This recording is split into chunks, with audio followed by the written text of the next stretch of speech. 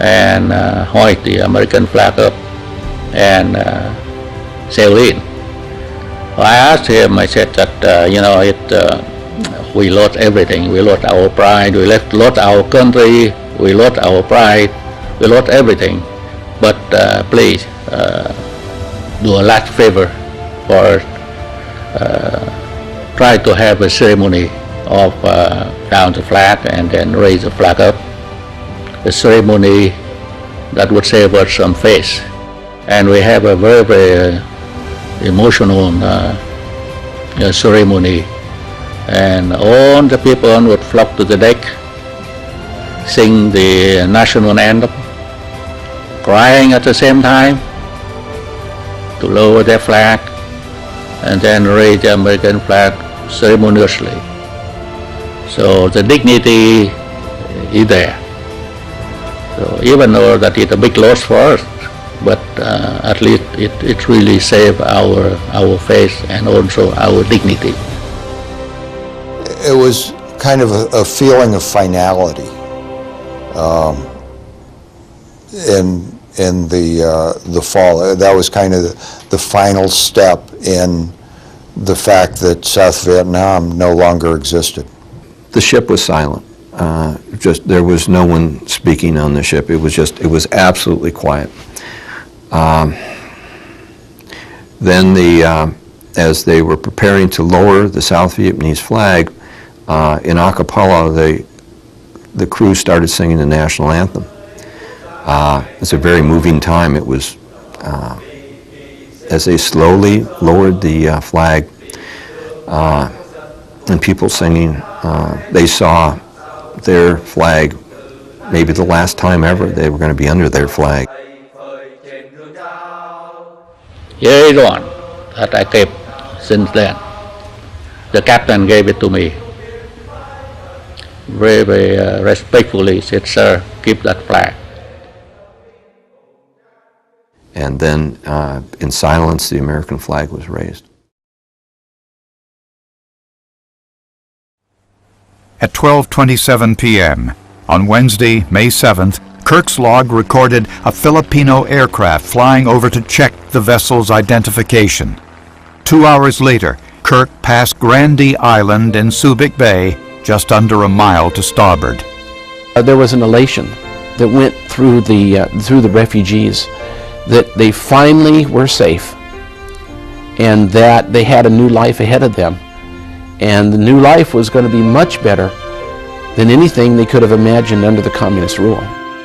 At 3 p.m., Kirk moored at Wharf West, port side to USS Benjamin Stoddert in Subic Bay, Republic of the Philippines, ending its 5-day, 1,000-mile odyssey across the South China Sea.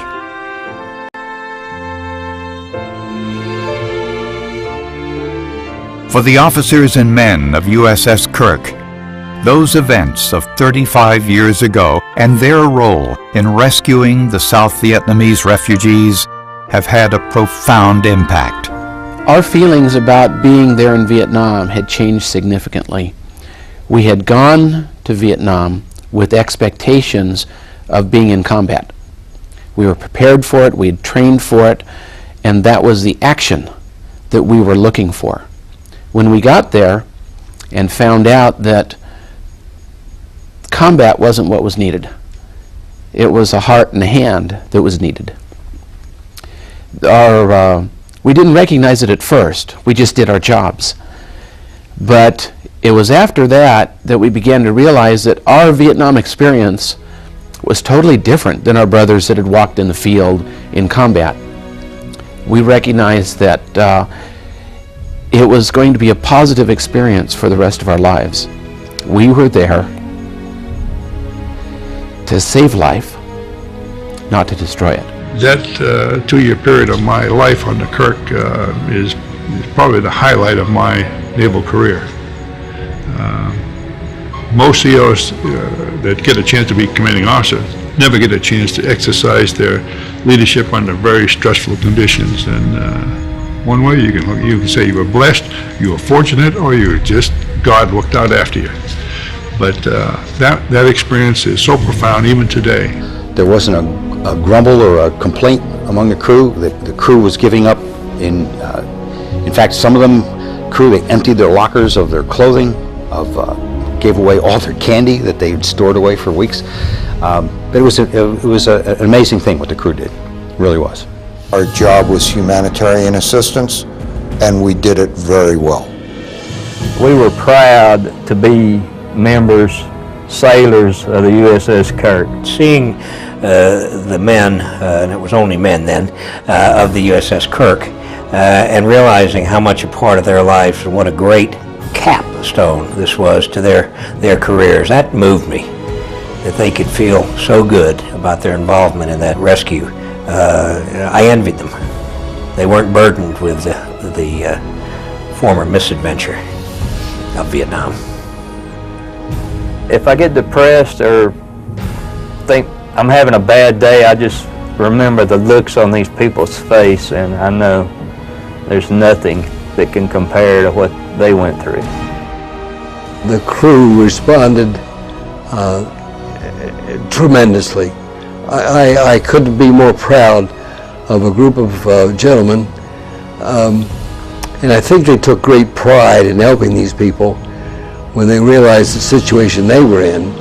I mean, after all, we were going home, and we had a home to go to. They had just left their home and didn't know what was facing them in the future. For the former citizens of South Vietnam, another chapter on their journey to freedom was about to begin. I feel the crew on the Kirk, wonderful people. They are really a good hands for, rescue a lot of people, Vietnamese people, include my family. So thanks to the crew, Kirk member, to save us on that day. We would always hear stories about what happened, not only with our own family, but with relatives and any other Vietnamese family that we'd met. So it's definitely such a unique experience that it's just complete gratitude, for what everyone did for our family. I have good memory about USS Kirk crew member, from the ship captain to the youngest sailor, who have also their generous heart and gave us the best treatment possible. That's why I want to add Kurt is my daughter's middle name. It's epic, because that's a major part of our story, a major part of my story that has now some form of a closure. That was for me, throughout all this, and the first sort of footstep to freedom. Has been 34 years passed by, but we still think about it from time to time. But most of all, I will never forget the experience on USS Kirk and the crew member who have extend their hand to helping us during our time of need. And a frigate named USS Kirk has always been in my top. And from the bottom of my heart, I would like to say thank you. Thank you for this wonderful country with wonderful people. May God protect you and your family, and God bless America.